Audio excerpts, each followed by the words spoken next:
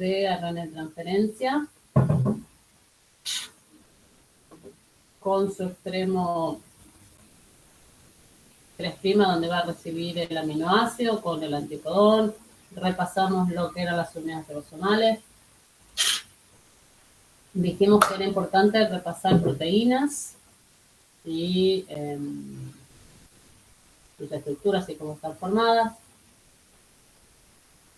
Y empezamos hablando del código genético. ¿Sí? Presentamos el código genético en sociedad.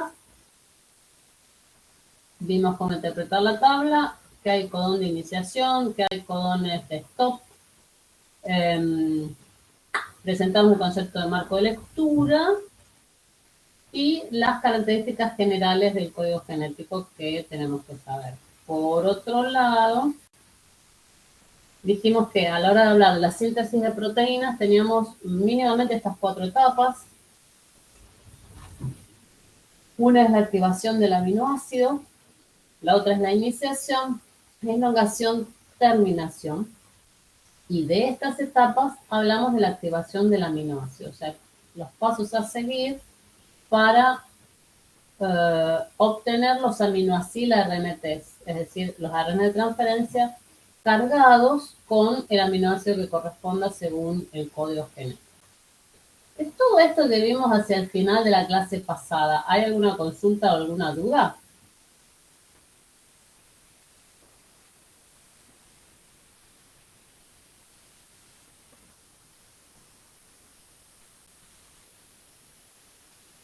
Porque si no hay dudas, ahora arrancaríamos con iniciación. Vemos iniciación, elongación y terminación de la traducción. ¿Hay dudas, gente, de lo visto en la clase pasada? ¿O arranco nomás?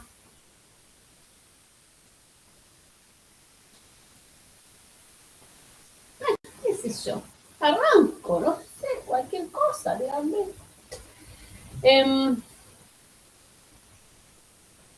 No se olviden. Esperen. Vuelvo un cachito para atrás. No se olviden que lo que habíamos visto en la clase pasada era que la iniciación sería los pasos necesarios para llegar a formar este complejo. ¿Sí? O sea que ahora vamos a centrar nuestra atención en formar este complejo. Para ello, vamos a la imagen que estaba mostrándoles recién. Chin, acá. Y hablemos de la iniciación. Bueno. Hay ligera diferencia en cómo se llega a ese complejo, a esa estructura, si la célula es ceuta o si la célula es prota. Vamos a hablar, o vamos a presentar los dos casos, por las dudas, por no sé de qué texto se van a guiar. Si hablo de una célula eucarionte, tengo por un lado esto verdecito, clarito, que es la subunidad menor del ribosoma, está unido al aminoacil RNT iniciador. ¿Qué es el aminoacil RNT iniciador? El ARN de transferencia que tiene como anticodón UAC y que en su extremo 3' oxidrilo tiene unida la metionina. Esto a su vez está unido a factores de iniciación de la traducción, que es un grupo de proteínas que son las que van a estar ayudando a que la iniciación avance, ¿sí? Que no están dibujadas aquí en el esquema. Por otro lado tengo mi ARN mensajero, que sería esta cintita medalilita, con su extremo 5' con el capuchón. Y a cierta distancia de este extremo 5' tengo el primer AUG. Ese primer AUG, o sea, el más cercano al extremo 5' es el que va a ser reconocido como señal de iniciación de la traducción. Esta estructura, formada por la subunidad menor del ribosoma y el RNT iniciador, se va a unir cerca del 5' donde está el cap, donde está el capuchón, y va a empezar a desplazarse hacia el 3'. ¿Sí? O sea, esto no tiene movimiento porque es un dibujito estático, Pero lo que me está queriendo decir con esta estructura es que esto se está desplazando desde el extremo 5' hacia el 3'. Y esto de alguna manera se hace en búsqueda de el auge.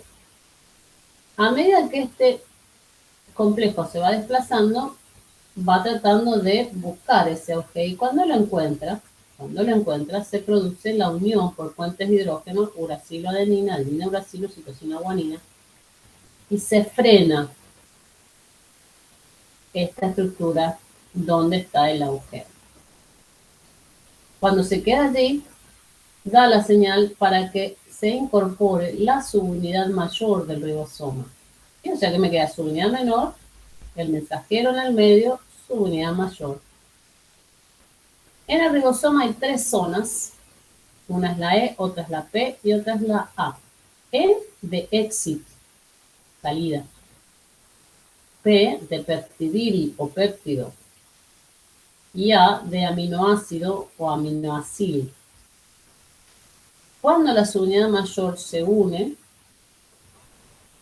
va a contener al primer aminoácido RMT, este que tiene metionina, dentro de su zona P, dentro de la región peptidil.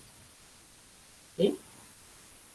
Una vez que tengo esto armado, el mensajero en el medio de las dos subunidades ribosomales, la menor y la mayor, y el primer aminoácido RMT, este que tiene metionina, en el sitio P,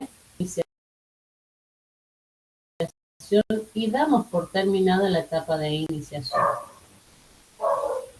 Insisto que poder partir de esto todo separado y llegar a esto todo junto implica la acción de proteínas que no están representadas en el dibujito, que las vamos a nombrar en forma genérica, no porque nosotros querramos, sino porque se llaman así en realidad, factores proteicos de iniciación de la traducción.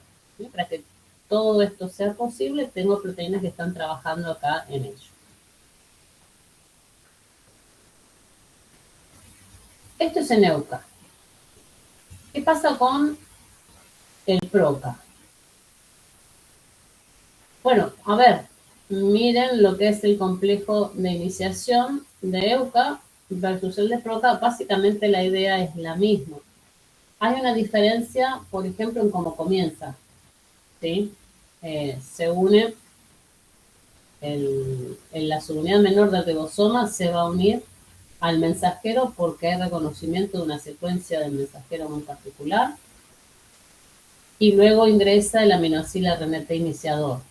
Y en vez de estar esto unido de antemano y empezar a desplazarse sobre el mensajero, primero se une la subunidad menor y después el aminoácido RNT.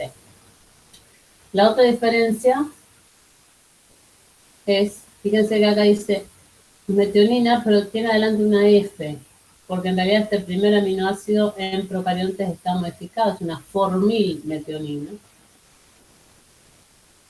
Pero una vez que está ubicado así el primer aminoácido RNT leyendo el codón de iniciación, por complementariedad de bases con su anticodón, se une la subunidad mayor y fíjense que también, al igual que lo que ocurría en eucariontes, va a contener al primer aminoácido RNT en el sitio P. El M queda vacío y el A no tiene nada tampoco. ¿Sí? Entonces, las diferencias son que en vez de metionina, formilmetionina, metionina en EUCA, formilmetionina en PROCA, que esta estructura se une en 5' y empieza a desplazarse en búsqueda del codón AUG. Acá se une la subunidad menor y después la aminoácido RNT sobre la AUG. Y, bueno, obviamente que tengo el capuchón 5' en el mensajero EUCA, que no lo voy a tener en el mensajero. Pero después, esta estructura es totalmente homologable, análoga a esta. ¿Estamos hasta acá, gente, o hay dudas?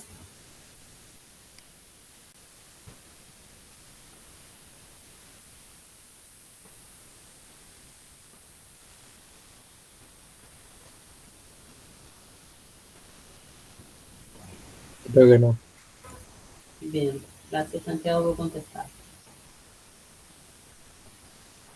Terminada la iniciación, empieza la elongación. Fíjense, el primer aminoácido RNT, ese que tiene metionina, quedó en el sitio P. Subunidad menor, subunidad mayor, mensajero en el medio. El codón de iniciación está en el sitio P, unido por puentes de hidrógeno con el anticodón del aminoácido RNT de metionina que está en el sitio P. En el sitio A queda abarcado el segundo codón a ser leído. Ingresa un aminoácido RNT que tenga el anticodón, o sea que tenga estos 3 nucleótidos complementarios al codón. ¿Ingresa a dónde? Al sitio A. El siguiente aminoácido unido a su RNA de transferencia, es decir, el aminoácido RNT, ingresa al sitio A para que su anticodón complemente con el codón. Si esa complementariedad se da, permanece ese aminoácido RNT, queda allí. Este ingreso implica un costo energético. El ingreso del aminoácido RNT implica la hidrólisis de un GTP a GDP. Esto es equivalente a ATP. O sea que acá tengo consumo de un enlace de alta energía que lo provee este nucleótido trifosfatado. Necesito energía para que esta aminoácido RNT ingrese. Otra vez, no está representado en el dibujo, pero para que el aminoácido RNT ingrese viene acompañado no solamente de GTP, sino de factores proteicos que van a estar trabajando en la etapa de elongación, por eso los llamamos factores proteicos de elongación, ¿sí? Son proteínas que van a estar trabajando en este proceso. Tengo el primer aminoácido RNT en el sitio P, ese que tenía la metionina. Tengo el segundo aminoácido RNT en el sitio A. Ahora lo que va a suceder es lo que esta flecha blanca me sugiere. Este aminoácido se va a unir al aminoácido que tengo en el sitio A. ¿Sí? Es decir que si se une este aminoácido con este, se está haciendo un enlace peptídico. Este enlace peptídico lo realiza una enzima que es la peptidil transferasa.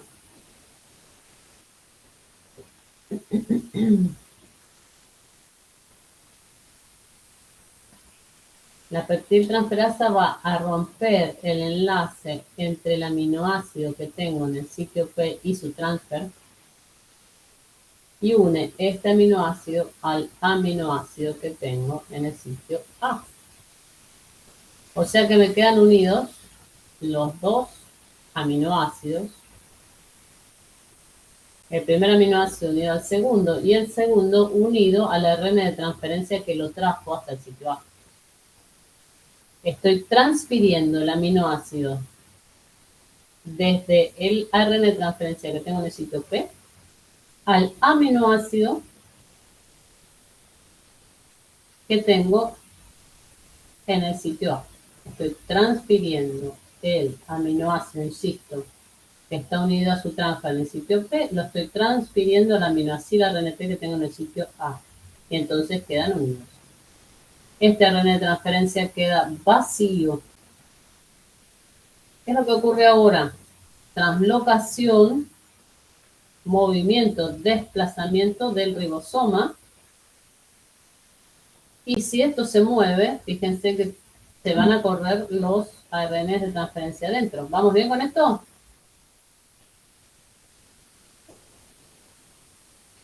Este ARN de transferencia que está en el sitio P va a pasar a ocupar el sitio E. Este ARN de transferencia con sus dos aminoácidos unidos que está en el sitio A va a ocupar el sitio P. Acá lo tengo. Pero entonces al sitio A va a ingresar el tercer codón. ¿Estamos juntos, gente, hasta acá?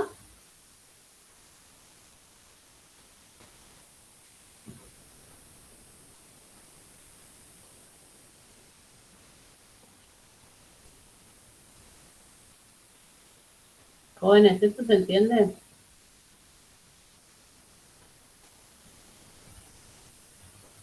Sí, profe. Bien. El resto de la gente también, Galia, Victoria, Franco, los Santiagos, ¿vamos bien? Creo que sí. Ok. Entonces, ingresó un aminoácido RNT al sitio A.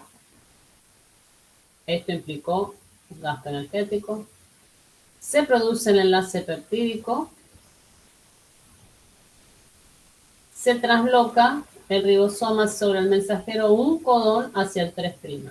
Consecuencia de ello es que este transfer descargado, este ARN de transferencia sin aminoácido, pasa a ocupar el sitio E de exit, de salida, por lo tanto será eliminado, liberado al citosol, donde puede volver a ser cargado por la aminoácido RNT sintetasa. Los dos aminoácidos quedan unidos al transfer y todo esto queda ubicado en el sitio P, y al sitio A ingresó un tercer codón a ser leído. ¿Sí? Esta translocación involucró un segundo enlace de alta energía aportado por el GTP. ¿Qué es lo que pasa a continuación? Repitan esta serie de pasos tantas veces como sea necesario, ¿sí? Ingresen un tercer aminoácido RNT al sitio A, únanlo, echen el enlace peptídico, transloquen, liberan el ARN de transferencia vacío, queda el ARN de transferencia con cada vez mayor cantidad de aminoácidos en el sitio P, ingresa un codón nuevo para ser leído al sitio A. Repitan esto tantas veces como sea necesario hasta que el sitio A ingrese un codón de stop. ¿Sí? Cuando ingrese un codón de stop aquí, se terminaría la elongación y empezaríamos con la etapa siguiente, que es la de finalización. Por otro lado, fíjense que a medida que esta proteína va teniendo cada vez mayor cantidad de aminoácidos, se va haciendo cada vez más larga y va a ir saliendo afuera del ribosoma. ¿Sí? Por eso tengo esta como especie de marca que me estaría dando la idea de como una especie de canal por el cual esta proteína saldría hacia afuera. El extremo amino terminal de la proteína va a empezar a emerger de la unidad ribosomal mayor. Cuando al sitio A ingresa un codón de terminación, alguno de los 3 codones de terminación,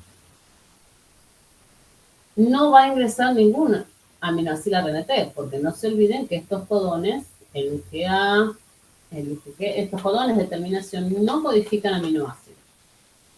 Si no codifican aminoácidos, tampoco hay ARN de transferencia con anticodón complementario. Se produce un detenimiento en la síntesis de esta proteína que va a desencadenar que al sitio A ingrese una proteína, un factor de liberación o un factor de terminación de la traducción. Cuando el sitio A está ocupado por esta proteína, ¿sí? Es una proteína, es un factor proteico de terminación, no es una ARN de transferencia, ¿está?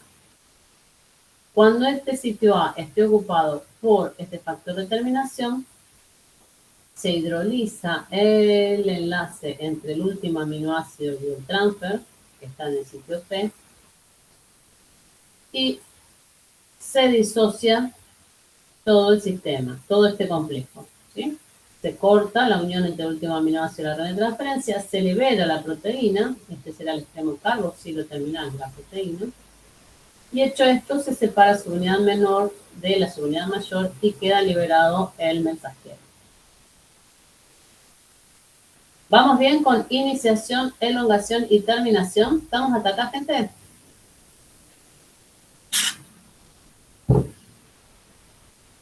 Sí. Bien. Bien. Salvo las sutiles diferencias de la iniciación de la traducción,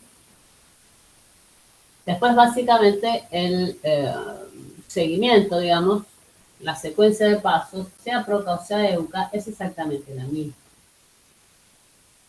En cualquiera de los dos casos, vamos a necesitar de factores proteicos. ¿Sí? Necesito factores proteicos de iniciación, de elongación y de terminación, tanto en PROCA como en EUCA. Pero ojo, esos factores proteicos no son los mismos, ¿sí? Los PROCAs tienen los suyos, los EUCAs tenemos los nuestros. Si estoy comparando,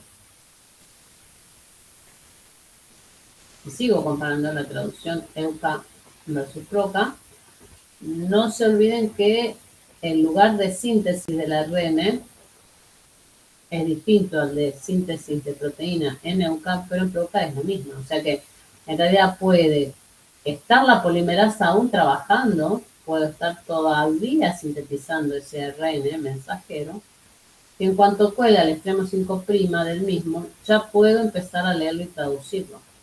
¿Sí? Porque es compartido, digamos, el lugar de síntesis de ARN con el lugar de síntesis de proteína. Cosa totalmente distinta en el caso de eucariontes. La síntesis de proteínas, es decir, la traducción, es un proceso netamente post-transcripcional. La transcripción se da en el núcleo, el procesamiento o maduración del mensajero se da en el núcleo, y recién una vez procesado, madurado, ese mensajero sale al citosol.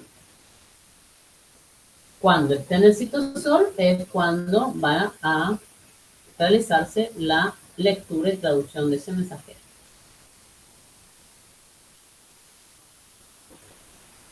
No se queden con eso nada más.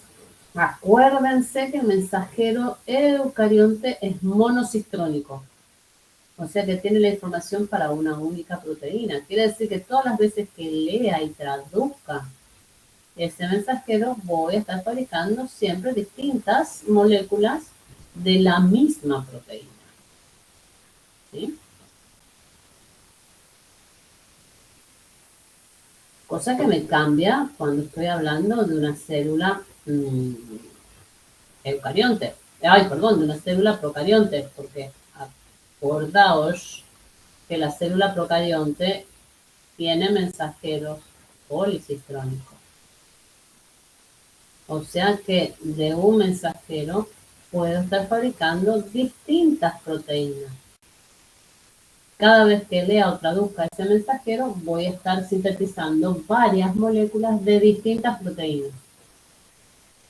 ¿Sí? Si yo estoy viendo la lectura y traducción de esta secuencia codificante 1, estaré fabricando la proteína número 1. Si estoy leyendo y traduciendo el cistrón o secuencia codificante número 3, fabricaré proteína 3. ¿Vamos con esto? ¿Esto se entiende, gente?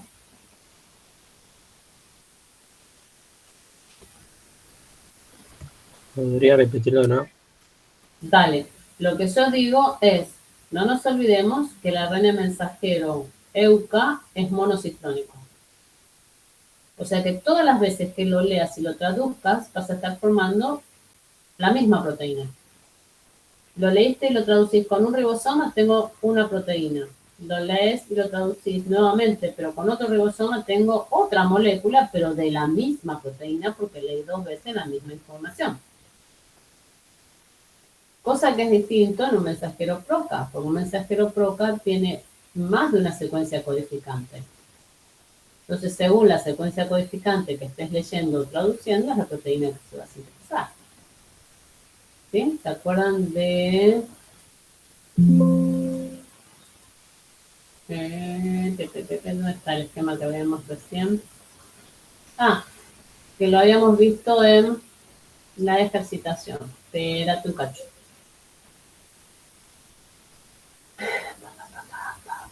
Espera.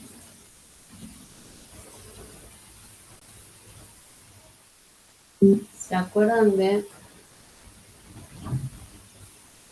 esta imagen que veíamos recién en cuando hacíamos la ejercitación antes del corte, antes del recreo? Yo lo que estoy diciendo ahora es que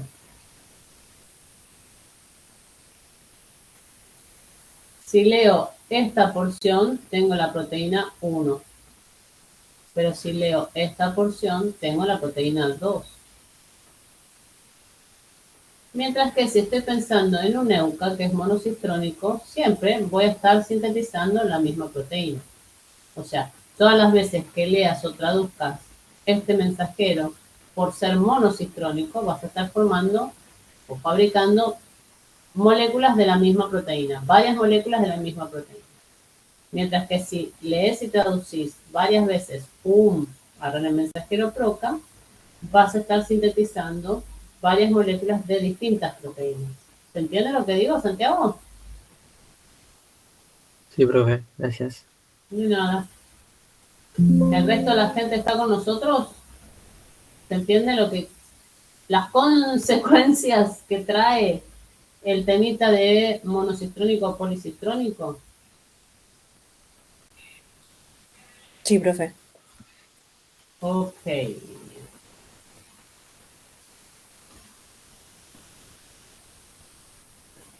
Y esto es importante que lo tengamos en cuenta porque esta estructura, que se llama polisoma o polirribosoma, lo puedo encontrar en los dos tipos celulares. ¿Qué es esta estructura? Vamos por partes. Acá, este piorincito que encuentro en el medio, que tiene acá su extremo 3' y acá su extremo 5', este piorincito es un ARN mensajero. Ese ARN mensajero tiene unidos varios ribosomas. Adentro de cada uno de estos ribosomas está ocurriendo la síntesis de una proteína. ¿Sí? Proteína que va a ir saliendo por ese extremo del sitio P. ¿Sí? El extremo amino terminal de la proteína sale del sitio P hacia afuera. A medida que la proteína es más larga, va a ir saliendo porque no puede ser contenida dentro de su unidad mayor de ribosoma. Este ribosoma empezó a leer y a traducir hace poquito, por eso la proteína es chiquita. Este sería el ribosoma primero que se unió y empezó y pasó por toda esta zona del mensajero, está casi terminando, está llegando al codón de stop, ya lo va a liberar esta proteína. Este tiene la proteína totalmente sintetizada. O sea que un polisoma o polirribosoma es esta estructura, que la puedo ver también en microscopía electrónica, que lo tengo acá. Esta estructura en donde un mismo y único mensajero está siendo usado en simultáneo por varios ribosomas y ARNs de transferencia para ser leído y traducido al mismo tiempo, valga la redundancia, porque dije en simultáneo. O sea que al mismo tiempo estoy fabricando varias proteínas, varias cadenas polipeptídicas. Cuando termine será 1, 2, 3, 4, 5, 6, 7, 9, 10, 11, 12 cadenas polipeptídicas voy a formar por lectura simultánea de este ARN mensajero. Esto me permite ahorrar tiempo, en primer lugar, porque no tengo que esperar que el primer ribosoma que se unió en el extremo 5' de toda la vuelta y llegue hasta el 3' para recién empezar a unirse un segundo mensajero y que toda vuelta para que recién se una un tercero. ¿Está bien? A medida que estos ribosomas avanzan y dejan la porción 5' libre, se unen más unidades ribosomales y seguimos con la lectura y traducción. Ahorro tiempo, pero también ahorro energía, porque con un solo mensajero puedo sintetizar varias cadenas proteicas.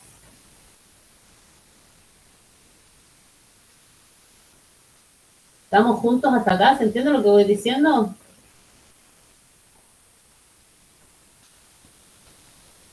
Sí. Bien. A esto súmenle que si yo acá tengo un codón de iniciación y acá tengo un codón de stop, y todo esto es la misma secuencia, es la única secuencia codificante, porque este mensajero es eucarionte y es monocistrónico, entonces voy a tener 1, 2, 3, 4, 5, 6, 7, 8, 9, 10, 11, 12 moléculas proteicas de la misma proteína, porque estoy leyendo y traduciendo la misma información. Entonces, consecuencia directa que el ARN mensajero eucarionte es monocistrónico es que de un polisoma o polirribosoma eucarionte se obtienen en simultáneo varias moléculas de la misma proteína. ¿Estamos juntos hasta acá? Sí, profe. Bien. Situación totalmente distinta si este mensajero es PROCA. Porque entonces yo tengo acá un codón de iniciación y acá uno de stop, y esto es lo que informa la proteína número 1. Tengo acá otro de iniciación y acá otro de stop, y esto es lo que informa la proteína número 2. Acá tengo otro de iniciación y acá otro de stop, y esto informa la proteína número 3. O sea que si estoy hablando de un polisoma o polirribosoma procarionte, como el mensajero es policistrónico, puedo estar sintetizando 1, 2, 3, 4 moléculas de la proteína número 1,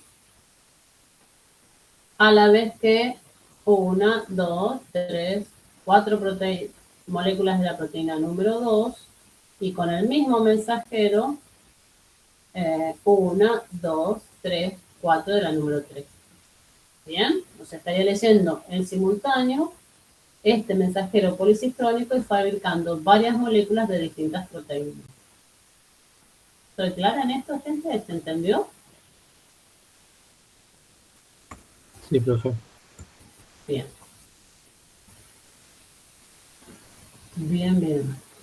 Entonces, polisomas o polirribosomas son estructuras que vamos a encontrar tanto en PROCA como en EUCA, y es un mensajero siendo leído y traducido simultáneamente por varios sets de ribosomas y RNAs de transferencia. Por último, los ribosomas en una célula eucarionte pueden tener dos ubicaciones posibles. Un ribosoma puede estar libre en el citosol, o el ribosoma puede estar adherido a la membrana del retículo endoplasmático rugoso, como así también a la membrana nuclear externa. Acuérdense, cuando veíamos la estructura del núcleo, que decíamos que la membrana nuclear externa era continua con la membrana del retículo endoplasmático rugoso, y que en ambos casos teníamos ribosomas adheridos. Los ribosomas que están adheridos a esa membrana están sintetizando proteínas. Entonces tenemos que hacer una gran división acá. Porque si la proteína que se está sintetizando tiene como destino la mitocondria o el núcleo, por ejemplo, entre otros, el ribosoma empieza y termina la síntesis de esa proteína libre en el citosol. En cambio, si la proteína que se está sintetizando es, por ejemplo, una proteína de secreción, o sea que tiene que salir afuera de la célula, o una proteína de membrana plasmática, como podría ser una proteína de transporte a través de membrana, entre otros casos, ese ribosoma no va a quedar suelto, no va a quedar libre en el citosol, sino que se va a pegar, se va a anclar en la membrana del retículo endoplasmático rugoso. De la membrana del retículo endoplasmático rugoso, esa proteína, una vez sintetizada, o esta de secreción o esta membrana plasmática, va a viajar hacia el aparato de Golgi. El aparato de Golgi va a embolsar esa proteína que estoy fabricando, y si es una proteína, por ejemplo, como una hormona que tiene que salir al medio exterior de la célula, esa vesícula, por exocitosis, liberará la proteína al exterior. ¿Sí? Entonces, ojo al piojo, si bien no tengo que saber en detalle esto, sí tengo que saber que en una célula eucarionte la síntesis proteica puede darse, empezar y terminar en un ribosoma libre en el citosol, o bien empezar en el citosol y que después ese ribosoma se adose, se ancle a la membrana retículo-endoplasmático rugoso. ¿De qué depende un lugar u otro? Depende del tipo proteico que estamos sintetizando. Y tengo que tener una idea de esto para relacionarlo con algo que vimos en primer parcial, que es exocitosis. Una proteína que se sintetiza dentro de una célula y tiene que ser exocitada porque cumple su función fuera de la célula, como por ejemplo una hormona proteica, va a ser sintetizada en un ribosoma retículo endoplasmático rugoso y luego transportado a través del Golgi por vesículas hacia esa membrana. ¿Sí? Tengo que tener una idea general de esto y la diferencia está partiendo este esquema que les comparto a la mitad. Ribosomas libres en el citosol, ribosomas adheridos a la membrana del retículo endoplasmático rugoso. ¿Vamos, gente? Sí. Bien. Dudas de traducción de las grandes comparaciones PROCA-EUCA de las etapas de iniciación, elongación y terminación. Algo que consultar, preguntar en este preciso instante.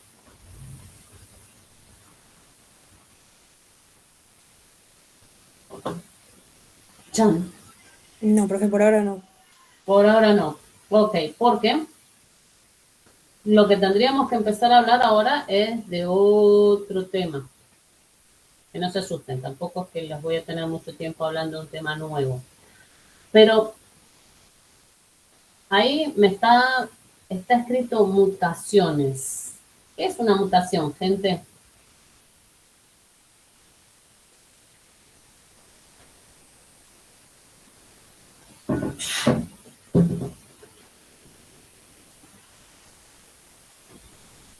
Como una evolución. Como una. Como una evolución. Bueno, interesante lo que propones. A ver, la evolución sería en realidad, si estoy hablando en el contexto de la biología, estoy hablando en el contexto de las especies, la evolución sería un cambio que se da en los individuos a través del tiempo.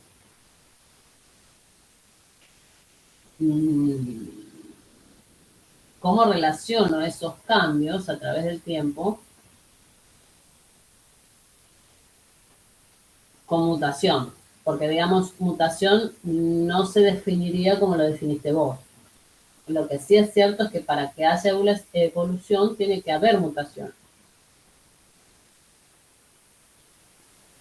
O que las mutaciones son la arena de trabajo de los procesos evolutivos. Pero no me estás definiendo con lo que vos dijiste lo que es una mutación.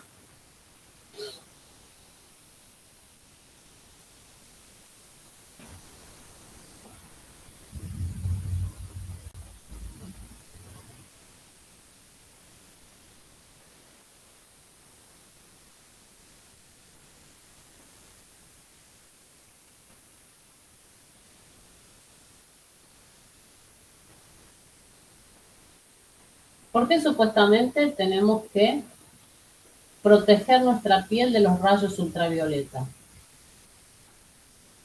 O si somos mujeres que vamos a hacernos una radiografía, encontramos el cartel que dice, usted debe avisar al profesional si está embarazada. O si es una radiografía de la zona inguinal, en los varones suelen protegerles los testículos. ¿Por qué?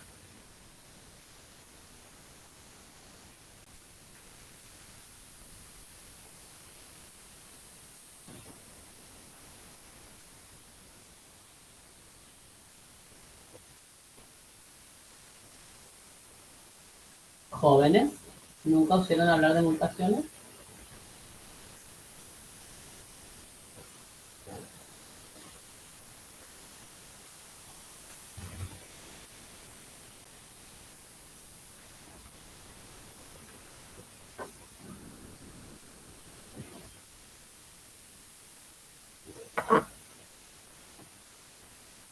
Ni idea de lo que es una mutación.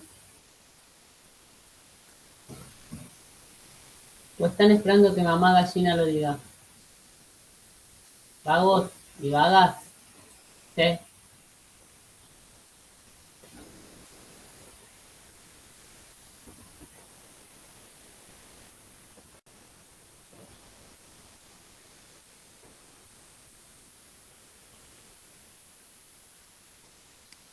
Ah, bien, una alteración. Bien, Galia, ¿una alteración en dónde?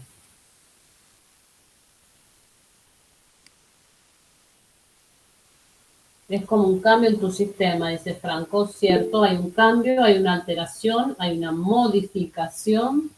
Bien, ¿dónde? ¿Qué es lo que cambia? ¿Qué es lo que se modifica?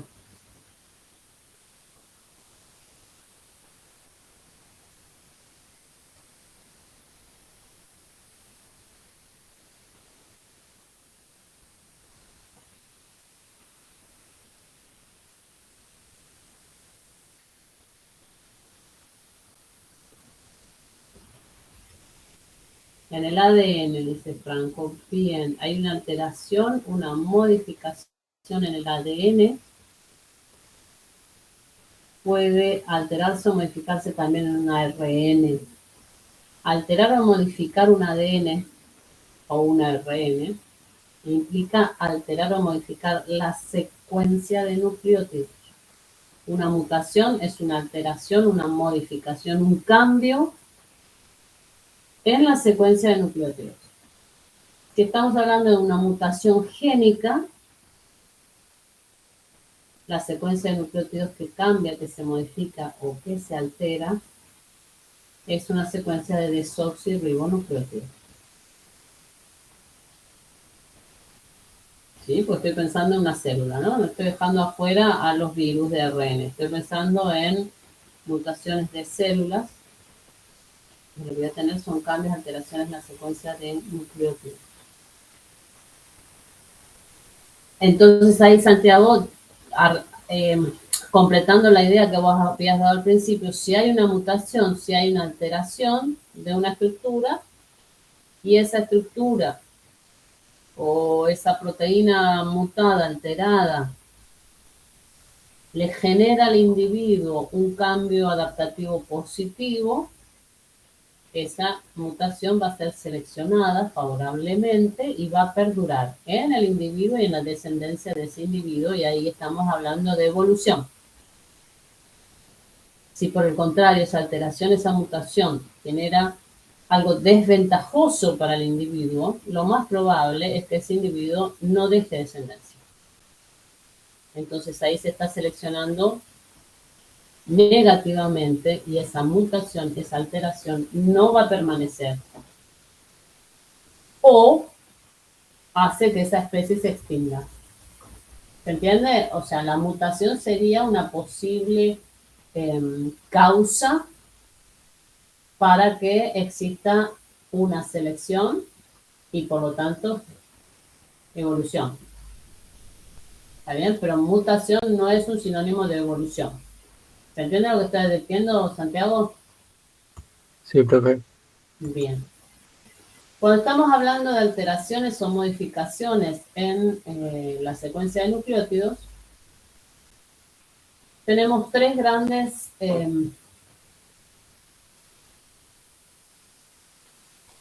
tipos, tres grandes causas, se va a decir, pero no, son tres grandes tipos de mutaciones o alteraciones.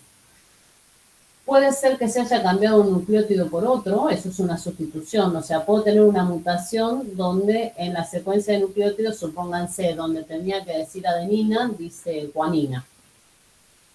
Cambié un nucleótido por otro, eso sería una mutación por sustitución. O puede ser que esa adenina no esté, ¿sí? Entonces, en ese gen tengo nucleótidos de menos. Eso sería una delesión. Delesión es pérdida de uno o más nucleótidos. Y por último, otra posible mutación es la totalmente opuesta y contraria a la delesión. Sería el agregado de nucleótidos, o sea que mi gen, mi secuencia, la secuencia de nucleótidos que yo estoy estudiando, tiene más nucleótidos de los que tendría que tener. ¿Sí? Entonces, las mutaciones, los cambios en las secuencias de nucleótidos, básicamente pueden ser porque se sustituye uno por otro, sustitución, o porque me faltan nucleótidos, delesión, o porque me sobran nucleótidos, inserción.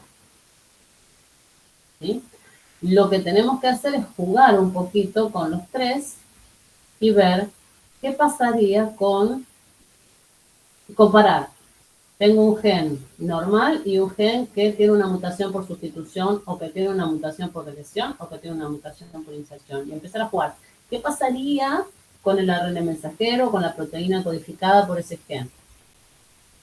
¿Sí? Eso da pie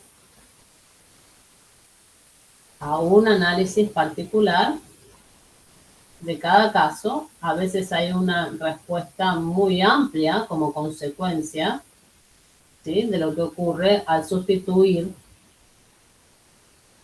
o al insertar o al delecionar uno más nucleótidos.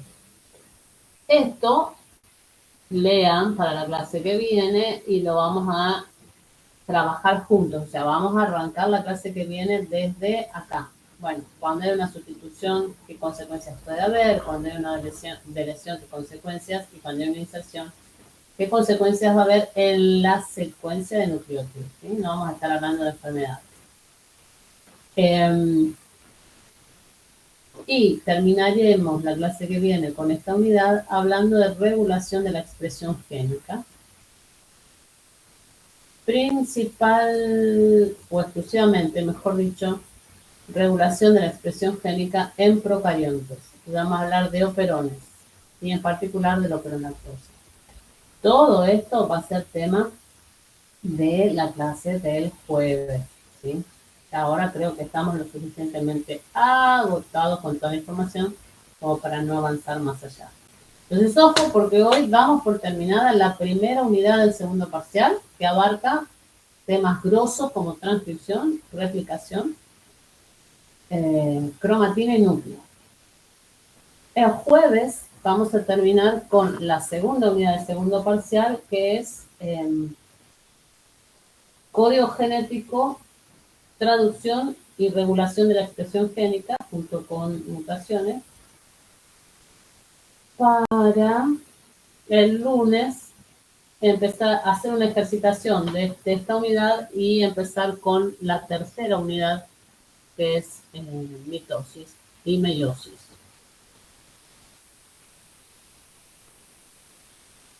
¿Va el panorama de qué es lo que vamos a hacer en estas próximas clases? ¿Sí? Cuéntenme si hay dudas de lo que vimos hasta ahora. Dudas, consultas que quieran hacer en este preciso instante.